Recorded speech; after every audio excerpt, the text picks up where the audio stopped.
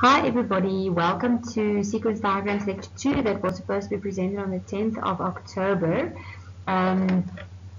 Unfortunately we could not have classes, but hopefully the videos that we are making and that we are adding to ClickUp will help and guide you to make sure that you've done all the work to finish up this academic year, which is what we're all trying to achieve, to make sure that you can all write exams and just finish this academic year.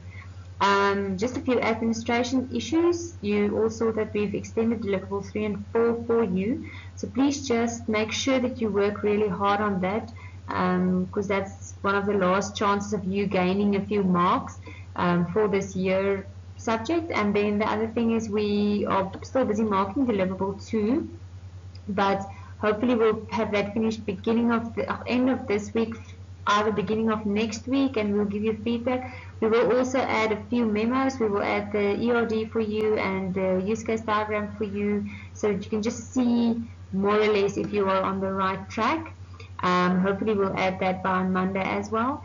And then the other thing is just check that you will have a tutorial for sequence diagrams, but you will have to do it on your own, and then you will submit it via ClickUp for us so that we can mark that as well, to try and get you a few extra marks. Please keep an eye on ClickUp the whole time, as we will publish a lot of information on ClickUp and make sure that all the necessary information and things you need to know will be published on ClickUp. We will also put the information of the SIG test on ClickUp as well, so just keep an eye on that for us, please. We're going to look at the various levels of UML diagrams or models that we do get. Object class application background, the types of application classes that we get, and then I'm going to show you an application class sequence diagram.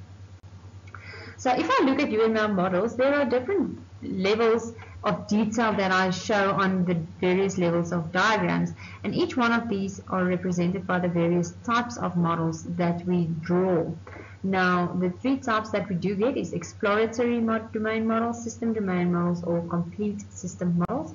If I look at the exploratory domain model, it's informal class diagrams created while performing domain analysis. They help us to understand the domain within which we are going to develop the system, and they are not intended to model the software that you will develop. These models are normally not concerned with operations and polymorphisms, and it also doesn't include necessarily modeling principles such as inheritance. If I look at the system domain models, these are typically the models that we have been doing in INF 271 up to now. These models are required during the requirements analysis or early stage of design, and you will need to develop a model that also contains domain classes, associations, and attributes. But this time the model will represent actual data that will be manipulated and stored. And when we say domain model, we are referring to, by default, to the system domain model, not the exploratory one. Instances are typically loaded from and saved in the databases as the program runs. A complete system model. This shows me the complete system domain model. However, it might omit certain classes needed to build the model. In fact, it can contain less than half the classes of the system. The complete system model includes the system domain model, which we've done up to now in INF 271, but we also need to add certain classes to show me what is the boundaries, the entity, or the control classes. If I'm talking about a boundary class, this shows me the user interface, typically the windows, the menus, the forms that I'm going to use. So how does the user interact with the system? Data class, classes represent data such as clients, servers, files. So it shows me all the data that's in my system. And then the utility classes, this is my control class. This shows me the interaction between actors and the internal system. So basically, the control class basically manages the flow of screens and data within my system. So if I revisit class diagrams, we've only modeled exploratory and system world with different diagrams, the bank, the user, the bank card, etc. To model the software package to be designed, we need to move towards a complete system model. So we need to show the interactions with the screens and the control. And this is what we typically call an application class. Application classes have the attributes and behavior necessary to make an application software perform according to the use case. Three types of classes that I have. The first one is the control class or the object, and it manages the interface or the interaction between the actor and the internal system.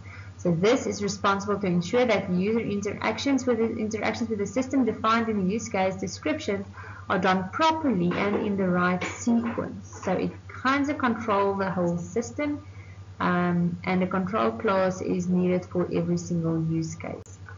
Then I get to my entity classes. These are my objects representing system data, and you will see that if I draw them here, this class will typically have data within the middle block, where the other two types of classes will have empty blocks in the middle.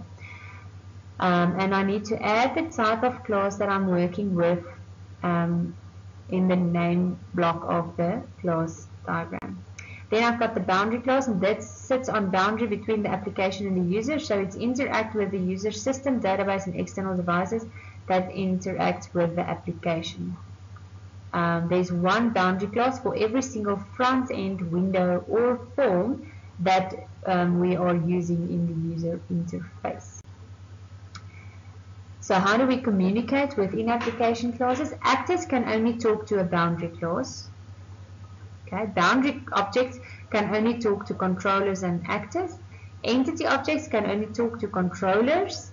So an entity object can only talk to a controller, and a controller can talk to boundary objects and entity objects and to other controllers, but not to actors. So this is an example of an application class diagram. You will see the customer, which is my actor, will talk to a interface or a boundary class, the home page. Within that, it says I need to display the links, and the links needs to retrieve information from my entity object. That information is retrieved, sent back, and then the user will click on the link. I will then display the book detail page on the boundary for the user. So he will see the book detail page, and the detail page will retrieve the book details from the entity object. And if the book's not found, obviously then there's a display to say that the book is not found. Sequence diagrams for the student registration process. So if I review sequence diagrams and I'm taking the application class diagram into consideration, this example is where a student registers for a course. So you'll see that there's a student actor, there's a course section object and a student, and then there's a registration object which is created later on. If I look at the class diagram, typically I have the courses, I've got the course section, the registration, and the students. And then I get my messages being sent through. So if I read sequence diagrams, remember objects are arranged from left to right from when they start. An actor initiates that, so the actor will always be on the left hand side. Vertical dimensions represents the lines.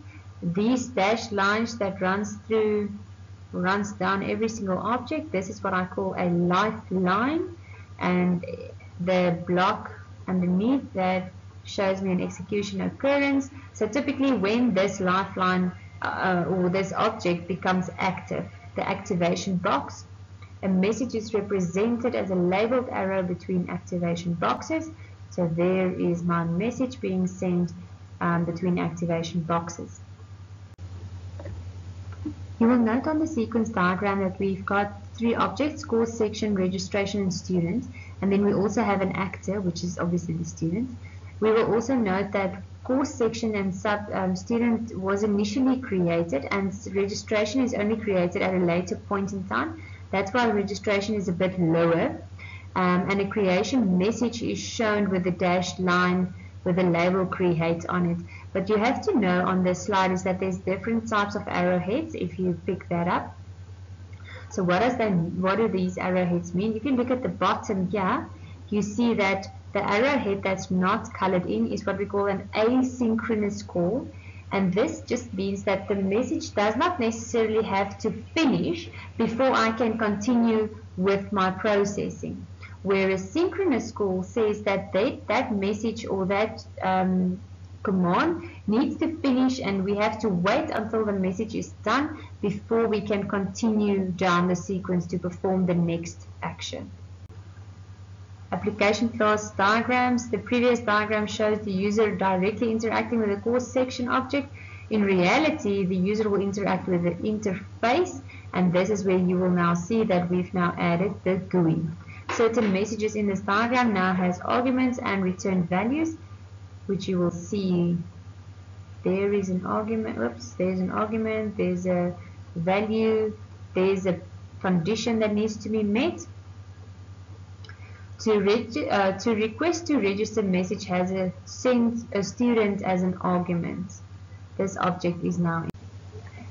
Sometimes I would want to do what we call combined fragments, and we put that in a block, and we have a little name for it called opt, which means it's optional. And a combined fragment is a subsequence of an interaction that is special in some way and is shown within the box. So in this instance, for example, you see that there's a condition has prerequisite, and it's written on the course section execution occurring or lifeline. And it says that if this condition is true, then we can create the registration. So if the prerequisite is met for the student for this course, then only will I add this registration and add the student to the registration list. What we pick up on this slide is that some messages are sent initially, and they have to wait quite a while for everything to complete before the message is sent back. So the message can be sent back after a considerable delay of time. A dashed line from the course section to the GUI indicates when the reply to the original request to register message is sent. You see there we send the message. So it's after some delay in time that message will be sent back. In some instances, a message must be repeated for some time before I can complete the sequence. So in that instance, we do what we call a loop. It's also a combined fragment. And what happens in this instance is we've got the example of a bill. Now a bill is opened up, and I start with a bill, and then we purchase something. Let's say, for example, I go to the coffee shop, I buy coffee. At a later stage, I buy a sandwich. At a later stage, I maybe buy a milkshake. So every time that items are added, I add them to my bill. And only once everything is added to the bill, I will ask for the full bill, and then they will compute the total. You will see that this message sends back to itself. The message is sent back to itself to now complete or compute the total, so that the bill can be printed for the user or for the client. I could also destroy objects, as mentioned in the previous lecture. A sequence diagram can show the destruction of an object using a big X on that symbol. You will see you show the X exactly where the object is that you will be destroying. Here is a few examples of other sequence diagrams, and just to give you a few clarity or explanations as well, so that you understand sequence diagrams very well. So you can just click on these YouTube links, or I've also added them onto ClickUp for you, so that you can click on the YouTube links, and that will then open YouTube so that you can view other examples of drawing sequence diagrams. Thank you very much. Enjoy the day, and good luck with you guys. We will get you through this academic year, and we will make sure that we do everything we can to give you an opportunity to get the best marks possible. Enjoy the day. Bye guys.